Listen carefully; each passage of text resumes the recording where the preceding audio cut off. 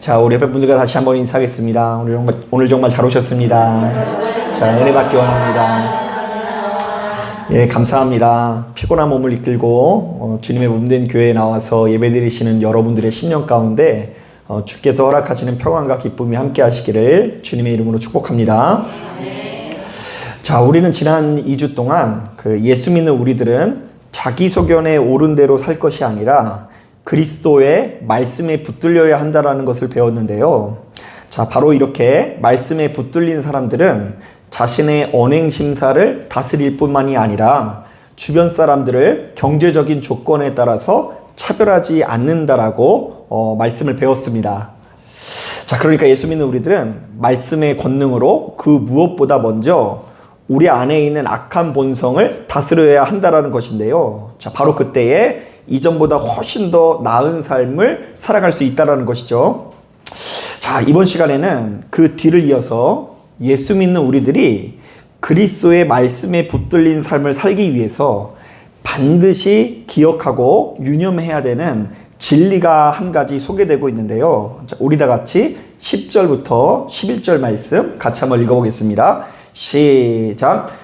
누구든지 온 율법을 지키다가 그 하나를 범하면 모두 범한 자가 되나니 간음하지 말라 하신 이가 또한 살인하지 말라 하셨은즉 내가 비록 간음하지 아니하여도 살인하면 율법을 범한 자가 되느니라. 사실 이 많은 성도님들이 그 말씀에 붙들려 살라는 이야기를 들으면 자신도 모르게 이 지나치게 율법적인 신앙이 될 소지가 높은데요. 자, 이른바 자기 자신만의 이 체크리스트를 만들고, 자, 내가 지금 어떤 말씀을 지켰고 어떤 말씀을 지키지 않았다면서 아주 엄격하고 이 빡빡한 신앙의 잣대를 가질 수 있다라는 것입니다. 자, 그런데 오늘 우리가 읽은 본문에 의하면 사람을 율법적인 잣대로 이렇게 살펴보면 도무지 의인이 있을 수 있다 그래요? 없다 그래요? 예, 없다고 이야기하는 거예요. 자, 왜냐하면 어떤 사람이라도 모든 율법을 다 지킬 수는 없는데 그 누구든 단 하나의 계명을 지키지 않더라도 하나님 앞에 죄인 되는 것은 똑같기 때문에, 자, 내가 굳이 뭘 지켰다라고 자랑할 필요도 없고 상대방이 뭘 지키지 못했다라고 타박할 필요가 없다라는 취지의 말씀을 하고 있는 거예요. 자, 이른바 내가 살인을 안 했어도 간음을 하면 죄인인 거고요. 간음은 안 했어도 도둑질 했으면 또 죄인인 것이고요. 좌우지간 율법적인 기준으로 볼 때 우리 모두는 하나님 앞에 죄인일 수밖에 없고요. 그러므로 우리가 바로 이런 종류의 신앙을 가지면 그 누구도 자유인이 될 수 없다라는 것입니다.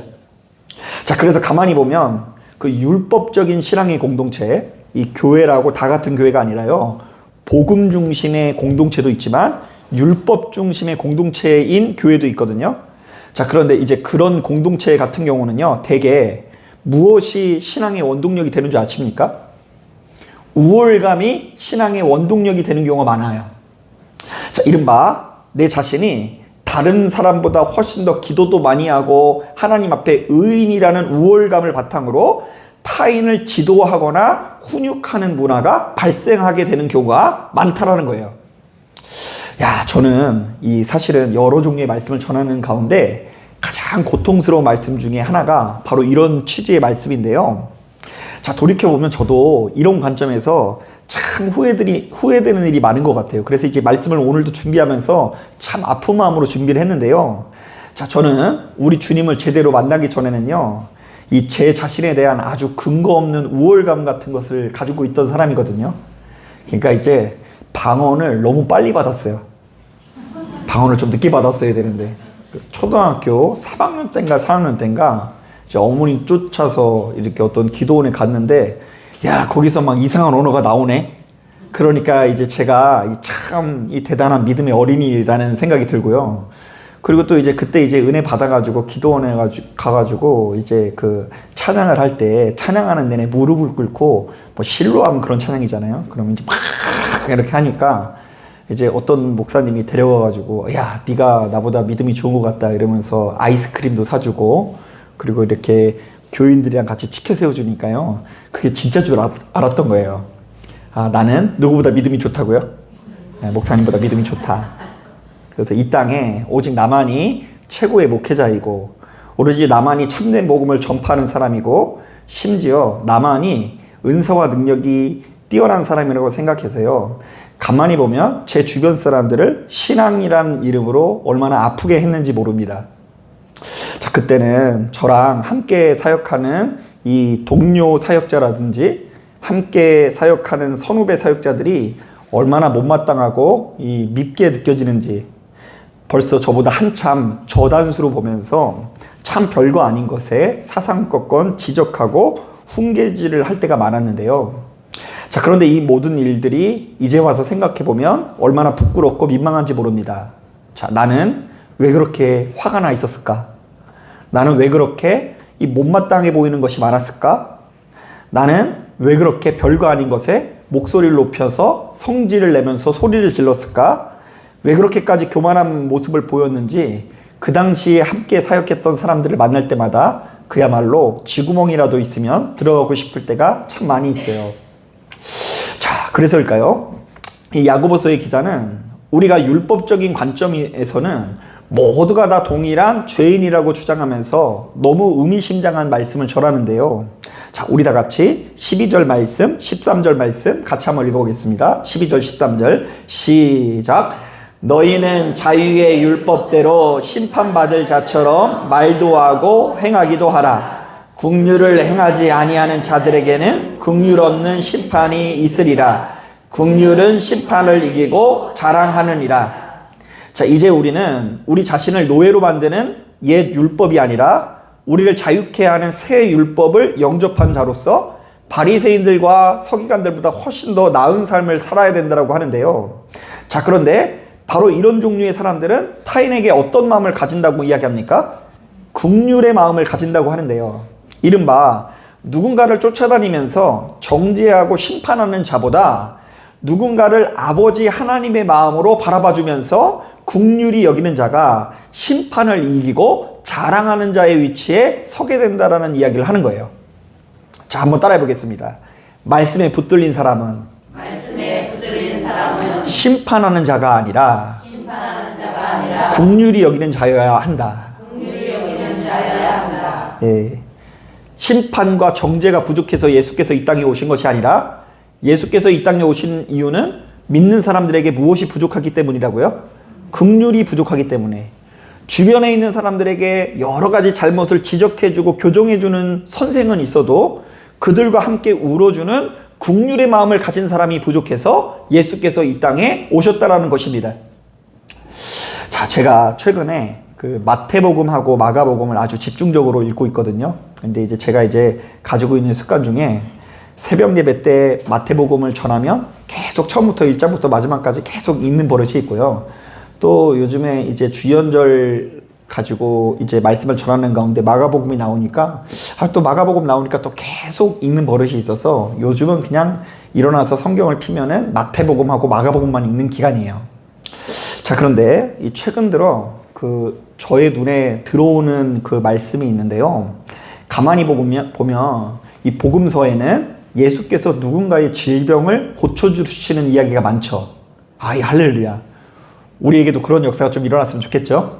그 마태복음, 마가복음에는요, 좌우지간 시종일관 예수께서 병자들을 고쳐주시는 이야기. 그것도 당시 기준으로 볼 때 도무지 가망 없는 질병을 가진 사람들, 저주받은 질병을 이렇게 누리고 있는 사람들을 하나님께서 집중적으로 고쳐주십니다. 자, 그런데 복음서의 기자들은 바로 그 기적의 역사를 조명하면서 거듭해서 어떤 표현을 쓰고 있는지 아세요? 예수께서 기도하셨더니 손에서 빛이 났더라. 이런 표현이 있을까요, 없을까요? 그런 표현은 없어요. 예수께서 이렇게 기도하셨더니 갑자기 손에서 번개 같은 소리가 나더라. 천둥 같은 소리가 나더라. 이런 거, 지진이 나더라. 이런 것은 하나도 없어요. 하나같이 예수께서 고쳐주시는 장면에는 어떤 표현이 담겨 있는지 아세요? 들어보세요. 예수께서 그들을 불쌍히 여기셨다. 예수께서 불쌍히 여기사 그들의 눈을 만지시니 곧 보게 되었다. 예수께서 큰 무리를 보시고 불쌍히 여기사 그 중에 있는 병자를 고쳐주셨다. 자, 병고침이 먼저예요? 긍휼이 먼저예요?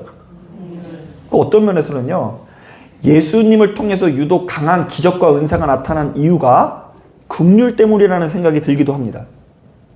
이미 바리새인들은요, 성경의 박사예요. 그 랍비 코스, 그러니까 랍비가 되기 위해서 받는 교육은요, 이 구약 성경을 외우는 교육입니다. 구약 성경을 일평생 걸쳐서 외우는 사람이라고 한다면 성경에 대해서 얼마나 박사예요? 그런데 그들에게 하나님의 권능이 담기지 않는 이유는 그들은 성경 조문은 많이 알고 있었지만 만물을 긍휼히 여기시고 불쌍히 여기시는 하나님의 마음이 담기지 않았어요.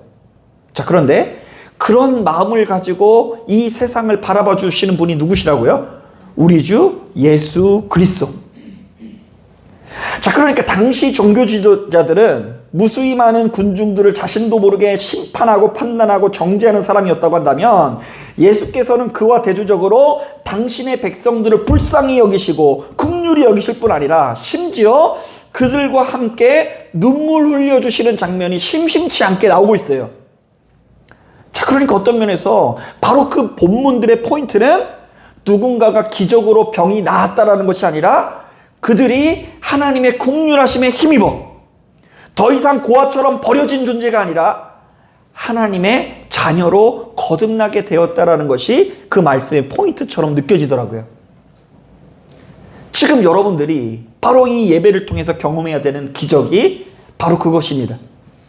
나는 분명히 만물을 공격형 마음을 가지고 이 자리에 나왔다고 한다면 이 예배를 드린 이후에 우리들의 마음이 하나님의 마음으로 변화되어서 세상 쓸데없는 사람, 세상 별 볼 일 없는 사람을 긍휼히 여기는 마음이 생겨나기를 주님의 이름으로 축복합니다. 아멘.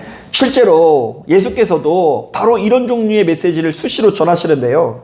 자, 일단 마태복음 18장을 보면 이런 말씀이 있죠. 어떤 임금이 10,000달란트 빚진 자를 불쌍히 여기사 아무런 대가 없이 그의 빚을 탕감해주고 감옥에서 풀어주게 됩니다. 자, 이때 10,000달란트는요, 우리나라 돈으로 어린 짐작으로 해도 한 수조원 정도 돼요. 그러니까 확실히 탕감을 해주려면 이 정도 빚은 탕감해줘야 돼요. 그죠? 그 임금이 하나님을 상징하는데 하나님께서 좌우지간 어마어마한 빚을 탕감해 주셨는데요. 빚을 탕감받은 사람이 누구예요? 이거 잘 이해해야 돼요. 누구요? 엄청난 빚을 탕감받은 사람이 누구예요? 쟤예요, 얘예요? 제가 아니라 얘인 거예요. 내가 지금 탕감을 받았어요. 또 오해하시면 안 돼요. 집에 가서 당신 지금 빚을 엄청 탕감받은 줄 알아, 막 이렇게 얘기하면 안 돼요. 제가 아니라 얘예요. 내가 지금 엄청난 수조원의 빚을 탕감받았어요. 자, 그런데 이 임금님의 은혜로 감옥에서 풀려난 이 탕감받은 자가 가자마자 제일 먼저 어떤 일을 벌이는 줄 아세요? 자신에게 겨우 100데나리온 빚진 자가 빚을 갚지 않는다라는 핑계로 목을 잡고 심하게 구타하는 장면이 나옵니다. 물론 100데나리온도 이 돈이 적은 돈은 아니에요. 1데나리온이 이 노동자의 하루 품삯 정도 되니까 8만 원으로 잡으면 한 800만 원 정도 되고요. 10만 원으로 잡으면 한 1000만 원 정도 되는 돈이에요. 자, 그런데 수조원을 탕감받은 사람이 겨우 상대방의 1000만 원을 갚아주지 못하니까 우리 임금님이 화가 나가지고 다시 감옥에 잡아다가 그 사람을 가두게 됩니다. 자, 그런데 중요한 건 감옥에 갇혔다라는 것이 아니고요. 그 감옥에 갇힌 탕감받은 자의 이야기를 하면서 그 바로 밑에 보면 예수께서 아주 의미심장한 말씀을 하시는데 들어보세요. 내가 너희를 불쌍히 여김과 같이 너도 내 동료를 불쌍히 여김이 마땅하지 아니하냐. 자, 내가 너를 부른 이유는 너의 동료를 어떻게 하기 위해서요? 불쌍히 여기게 하기 위해서 불렀다라는 이야기예요. 그러면서 그 밑에 보면 이런 이야기가 있습니다. 너희가 각각 마음으로부터 형제를 용서하지 아니하면 나의 하늘 아버지께서도 너희에게 이와 같이 하시리라. 자, 너희가 용서받고 싶다고 한다면 너희 역시 주변에 많은 사람들을 용서하는 자가 되라는 이야기예요. 자, 여러분 이것뿐만 아닙니다. 인문학적으로 이 성경에서 가장 많이 알려진 이야기가 그 선한 사마리아인 비유 아니겠습니까? 제가 이제 발음이 좀 안 되는데 선한 사마리아인의 비유 아니겠습니까? 이거는 이 법학에서도 나오는 용어예요. 선한 사마리아 법. 예, 알아들으세요? 좀 덜 풀렸어요. 자, 그런데 어떤 사람이 그 내용을 요약해주면 이런 거예요. 사마리아 지역을 다니다가 강도를 만나 폭행을 당해서 거의 죽을 지경에 이르게 됩니다. 아마 좀 칼로 좀 찔렸을 것 같다라는 생각이 들기도 합니다. 자, 그런데 이때 한 제사장이 그것을 보고 못 본 척하고요. 자, 레위인도 그것을 보고 못 본 척 도망갑니다. 하필이면 이스라엘 사람들이 다 거룩하게 생각하는 사람들이 거기 다 몰려있죠. 제사장, 레위인. 그 레위인이 제사장이고 제사장이 레위인이에요. 근데 걔네들이 다 못 본 척하고 도망가요. 물론 이것에 관한 이유를 분석하는 여러 가지 글이 있는데요.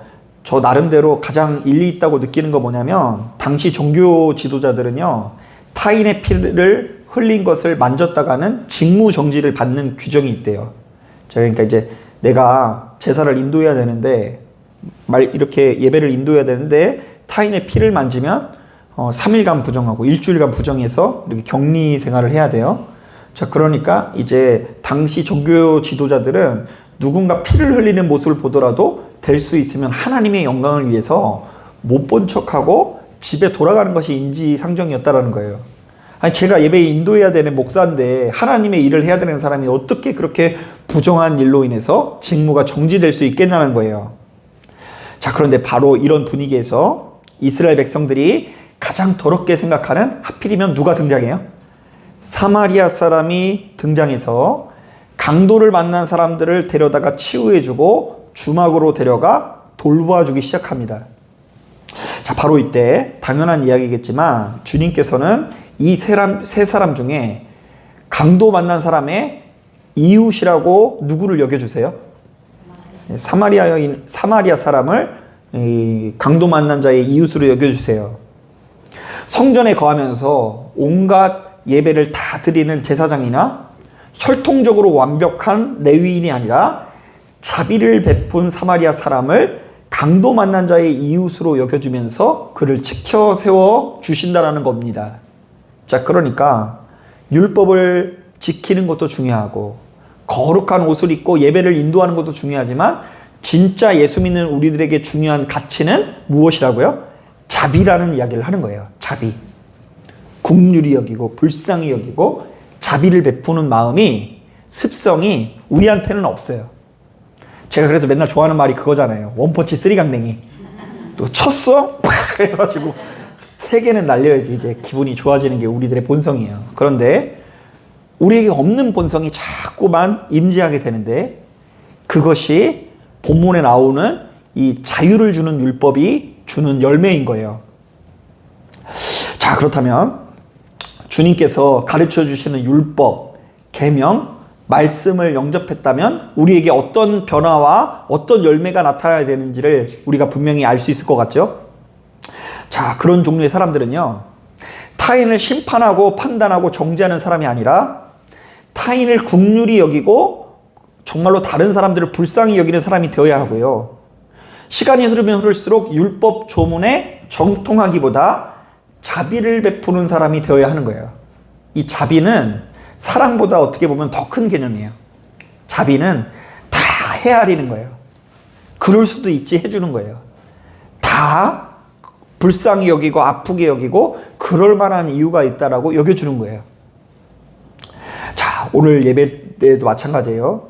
예배 드리다 보면 성도님들이 졸 수 있죠. 있다고 해주세요. 있다고 해주세요. 졸 수 있어요. 저는 그렇게 생각해요. 근데 조는 사람들을요, 일어나! 나가! 이렇게 얘기하는 게 아니라 조는 사람들을 향해서 어떻게 해줄 수 있어야 된다고요? 예수님이라면? 그럴 수도 있지. 네가 삶이 참 힘들었구나. 고통스럽구나. 괴롭구나. 힘내라. 우리 주님께서 분명히 그렇게 말씀해 주실 거예요. 그리고 제가 이제 과거에 한 목사님이, 이제 제가 섬기는 교회 한 목사님이 재미난 얘기를 해주셨는데요. 그분은 좌우지간 누가 속썩이는 사람마다 이런 얘기를 많이 해주세요.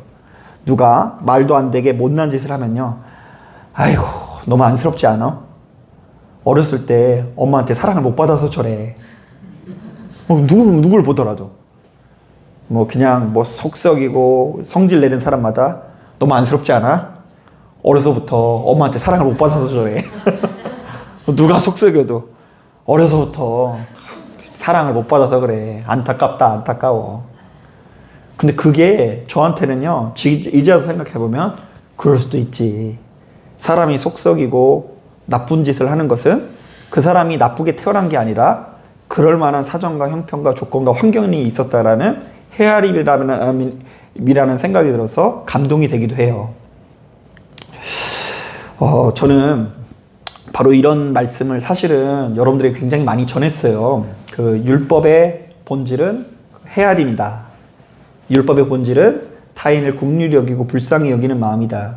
그리고 불쌍히 여기는 마음, 자비가 우리의 삶을 천국으로 만든다는 취지의 말씀을 굉장히 많이 하는데요. 실제로 제가 이것과 관련해서 굉장히 과거에 부끄러웠던 기억들을 많이 가지고 있다고 했잖아요. 그래서 제가 이제 거진 여러분들에게 다 얘기를 해서 더 꺼낼 것이 없는데, 이제 그때 또 반복되더라도 이제 하는 이야기들이 있는데요. 제가 이제 전투사 시절에 저희 청년들을 데리고 태국으로 단기 선교를 간 적이 있어요. 자, 그런데 이제 그 선교 여정의 마지막 날에 우리 남자 형제들이 이제 사고를 칩니다. 자, 여러분, 태국이라는 나라가 뭘로 유명한 줄 아세요? 맥주로 유명하대요. 그래서 이왕 선교 나간 김에 그 청년들이 뭐 먹고 돌아와야 되겠어요? 마지막 날이니까, 내일이면 이제 한국으로 돌아오니까, 아무도 선교긴 선교지만, 무슨 맥주가 술이야. 이래가지고, 한 3-4명이 이렇게 가가지고, 이렇게 거나하게 한 잔씩 하고서 돌아온 거예요. 그런데 이제 하필이면 돌아올 때 꽉 막힌 누구를 만났어요? 같이 엘리베이터를 탔는데 그냥 냄새 확 나네. 그냥 아주. 자, 그런데 이제 제가 그 풍경을 보고, 이 성질이 얼마나 났는지 몰라요. 왜냐하면 제가 이제 사실은 다른 그런 부분에 있어서 많이 열려있는 목사인데요. 그래도 이제 선교지를 가는 것이고, 그리고 그 선교 나갈 때 성도님들의 헌금의 지원을 받아가지고 나간 자리인데, 하필이면 여기까지 와가지고 저래나. 그리고 왜 이렇게 남자 청년들이 절제가 없을까? 집에 가서 먹지 왜 여기 와서 먹나, 이런 생각 때문에 좀 머리끝까지 화가 나고요. 밤새 잠을 한 잔도 못 잤어요. 너무 화가 나가지고. 그래서 밤새 씩씩거리다가 이제 아침이 오자마자 함께 그 사역지에 온 담임 목사님에게 보고를 드렸어요.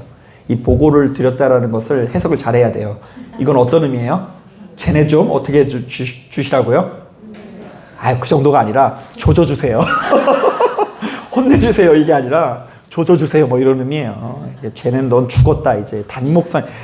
나는 이제 비슷한 또래고, 담임 목사님은 이제 그때 은퇴하실 쯤 되니까 얼마나 무서워요. 너는 이제 죽었다. 자, 그런데 저의 보고를 듣더니 그 담임 목사님께서 의외로 호탕하게 웃으시더니 이러시더라고요. 한참 혈기가 왕성한 청년들이 그럴 수 있으니까 괜히 아는 척 했다가 다음에 만나면 불편해질 수 있으니 모른 척 해주라는 것입니다. 그래도 이 태국이 치안이 우리나라보다 좀 안 좋은데, 이 치안이 안 좋은 나라에 밤중에 그렇게 나갔다가 무사하게 돌아왔으니 참 다행이다. 이렇게 얘기를 해주시는 거예요. 그 순간 제가 얼마나 또 이렇게 수치스러운 마음이 드는지. 2가지 차원에서 수치스러운 마음이 들었는데요. 첫 번째, 제가 밤새 한숨도 못 잔 거 아세요? 근데 왜 내가 별것도 아닌 것에 그렇게 독을 품었을까?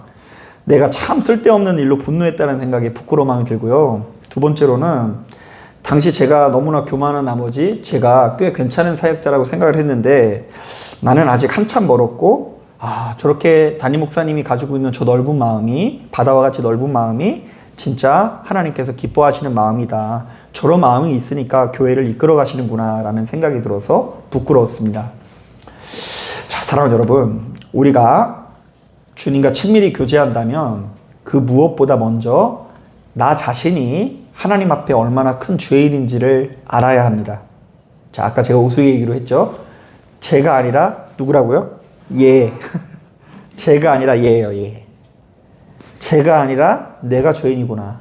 아, 내가 진짜 하나님께서 주신 기회들을 많은 것을 날렸구나.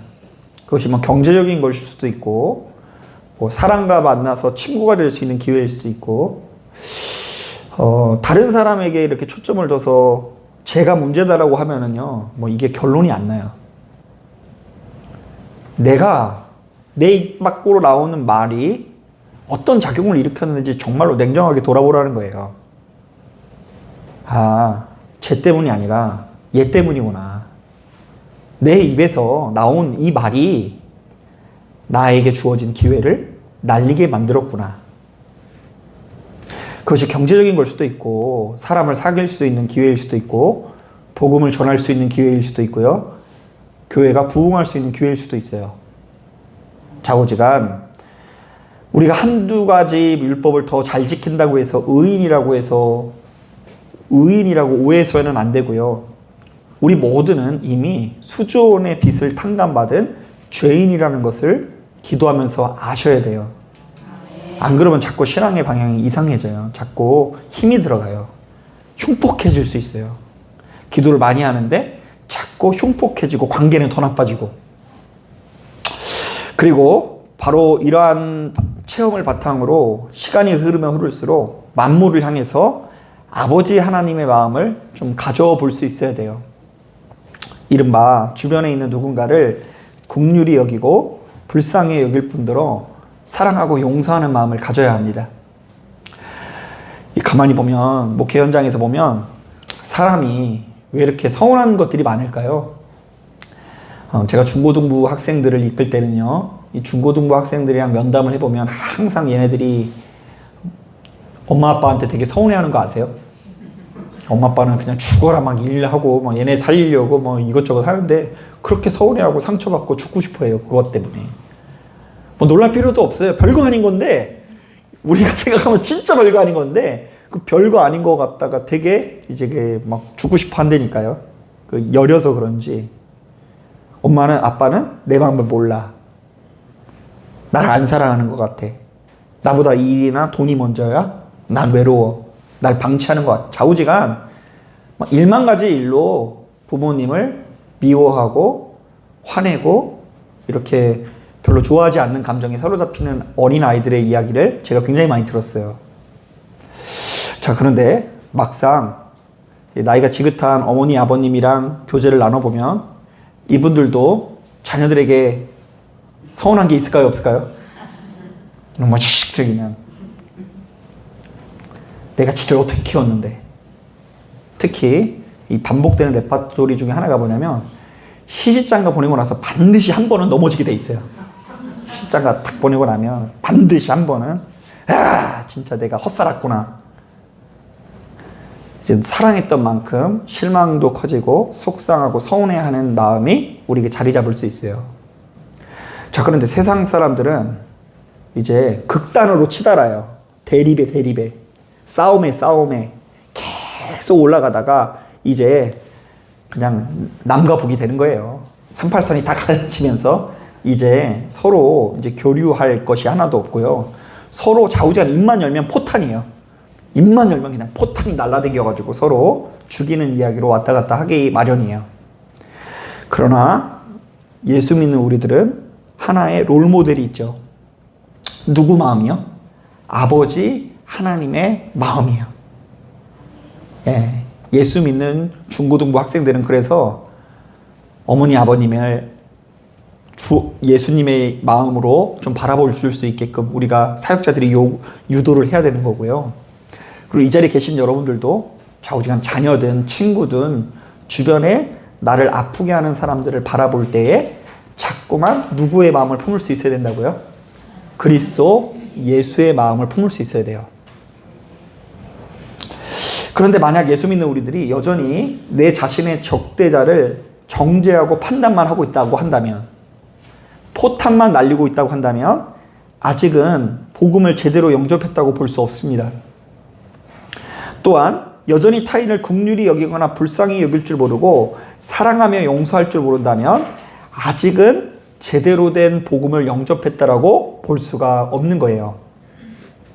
자, 그렇기 때문에 여러분, 예수 믿는 우리들의 영성은 참 무서운 이야기인데요.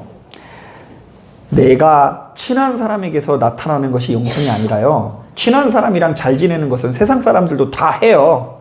오히려 세상 사람들이 더 심해요. 나랑 잘 맞으면 그냥 얼마나 많은 걸 갖다 주는지 몰라요. 저도 과거에 이제 보금자리라는 쨍공장을 다녀봤거든요. 한 1년 정도 다녔는데, 그때 그 사람들은 얼마나 따뜻한지 몰라요. 교회는 정죄하고 판단만 가득한데, 그때 제가 얻어먹은 잼이 얼마나 많은지 몰라요. 그게 잼이 아니라 정의라니까요. 사랑이고. 그리고 직장을 그만둔 이후에도 막 전화해주고 안부 물어주고 이래서 굉장히 이 세상의 끈끈함을 제가 경험해 본 적이 있어요. 그런데 그들도요, 엊그제까지 막 친구였다가도요, 한두 가지 틀어지면 내일 당장 이제 끊어져가지고 원수처럼 되는 거 아세요? 그래서 사실은요, 인간이 가지고 있는 그 인간성을 잘 이기고 극복하고 있는가를 어떻게 볼 수 있냐면, 적대자를 보는 것, 친한 사람을 보는 게 아니라 내 마음에 들지 않고 친하지 않는 사람 앞에서 내가 어떤 태도인가를 바라볼 수 있어야 돼요. 내가 적대자 앞에서 어떤 태도인가. 나의 적대자를 미워도 다시 한번 더 많이 사랑하고 용서하는 사람이 그리스도 예수 안에서는 이기는 거고요. 나의 적대자를 더 많이 긍휼히 여기고 불쌍히 여기는 자가 진정으로 지혜로운 자들이고 승리를 누리는 자인 거예요. 자, 한번 따라해 보겠습니다. 나는 내 마음에 안 드는 적대자를 어떻게 대우하는가. 네, 그래서 이제 오늘 말씀이 이어지는 거예요. 누구든지 온 율법을 지키다가 딱 하나만 못 지켜도 그 사람도 동일한 뭐라고요? 죄인이다. 10절, 11절에 나와 있죠. 그러므로 자유의 율법대로 살아가는 사람들은 11절, 12절 주변에 많은 사람들을 심판하는 사람이 아니라 어떻게 여기는 사람이라고요? 긍휼히 여기는 사람이어야 된다라고 이야기하고 있어요. 여러분, 천국이 된다라는 건, 우리 삶이 천국이 된다라는 것은 의외로 내가 기도를 많이 해서 하나님께 뭐 10억 부자가 되고 100억 부자가 되는 것을 의미하지 않아요. 그렇게 오해하시는 분들은요, 어느 순간, 결정적인 순간 되면 삶이 되게 공고해져요. 자꾸 주께서 베풀어 주시는 은총과 은혜를 그 경제적인 관점에서, 내가 100억 부자가 되는 거, 예수 믿었더니 외제차 타고 다니는 거, 40평대, 50평대, 60평대 넓은 집에 사는 거, 이것이 은총이라고 생각하는 사람은 어느 순간이 되면 삶이 공고해진다니까요. 그 괴리감 때문에. 그렇게 이르지 못하는 나는 저주받은 것 같고, 그렇게 사는 사람은 다 막 천국 누리는 것 같고, 나는 교회 다니는데 왜 이만큼밖에 안 되고 쟤는 교회도 안 다니는데 저렇게 잘 사나요? 이런 마음이 우리에게 찾아올 수도 있고요. 여러분, 우리가 추구해야 되는 천국은 그런 천국이 아니에요.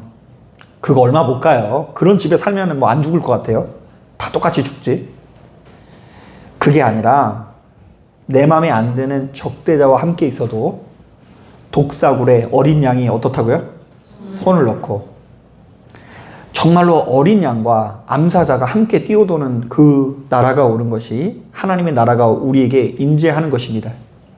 자, 그러니까 자꾸 여러분 이 말씀에 귀를 기울이시고, 우리를 종으로 만드는 율법이 아니라 우리를 자유케 하는 율법 안에서 그에 걸맞는 아름다운 행실로 나의 인생을 설계해 나가시기를 주님의 이름으로 축복합니다.